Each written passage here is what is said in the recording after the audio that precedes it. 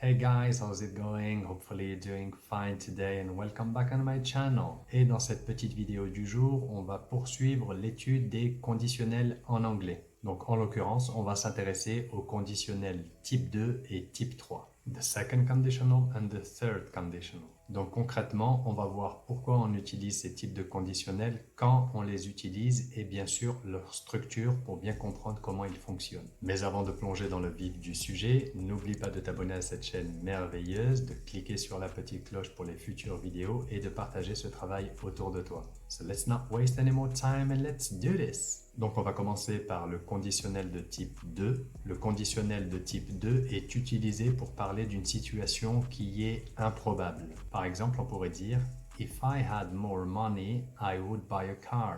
Si j'avais plus d'argent, j'achèterais une voiture. Tu peux utiliser la forme contractée et dire « If I had more money, I'd buy a car ». C'est exactement la même chose. Donc dans cet exemple-là, on est bien sur une situation qui n'existe pas dans le présent et qui a peu de chances de se réaliser dans le futur. La structure du conditionnel de type 2 sera la suivante. Tu as if plus le sujet plus had, qui est le passé de have, plus éventuellement un complément. Dans la subordonnée suivante, tu as le sujet plus le modal would, ça peut être aussi might, plus la base verbale et éventuellement le complément. If I had more money, I would buy a car. If I had more money, I might buy a car. Pour information, la structure de chaque subordonnée doit rester telle qu'elle, mais par contre, tu peux inverser l'ordre des subordonnées. Donc tu pourras dire I'd buy a car if I had more money.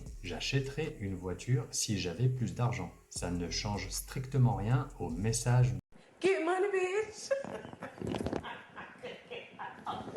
Lorsque tu veux exprimer un conseil ou une suggestion en anglais et que tu veux dire par exemple si j'étais à ta place, à ce moment-là tu devras utiliser be. Lorsque tu utilises la première et la troisième personne du singulier, c'est-à-dire I, he, she and it, tu ne devras pas utiliser was mais were. Donc lorsque tu veux dire si j'étais à ta place, si j'étais toi, tu diras if I were you et non pas if I was you. On pourrait dire par exemple if I were you, I would tell the truth. Si j'étais toi, je dirais la vérité. If I were you, I would take the money and run. Si on regarde la structure de cette phrase au conditionnel type 2, on a bien if plus sujet plus be au passé plus le complément.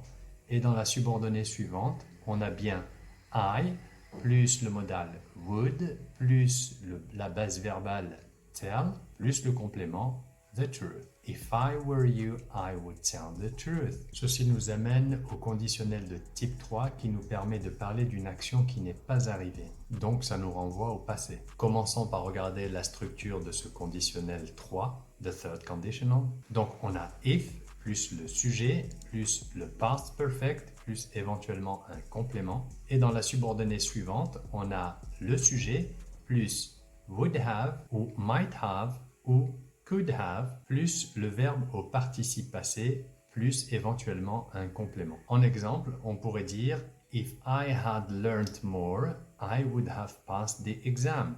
Si j'avais plus étudié, j'aurais réussi mon examen. Un autre exemple, If you had had any free time, you would have gone to the restaurant. Si tu avais eu du temps libre, tu serais allé au restaurant.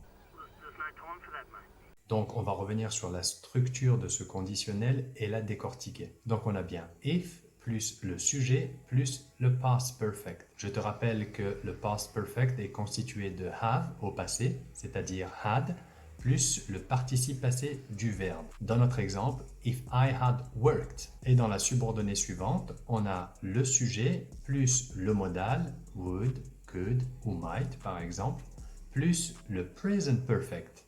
Le present perfect est constitué de have plus le verbe au participe passé. Dans notre exemple, I would have passed my exam. J'aurais réussi mes examens. If I had worked more, I would have passed my exam. Si j'avais travaillé plus, j'aurais réussi mes examens. Petite astuce du jour, si tu veux t'entraîner à exprimer les conditionnels, tu peux poser les questions qui vont inciter à utiliser le conditionnel. Par exemple, tu pourrais dire What would you do if you had more money? La réponse If I had more money, I'd bla bla bla.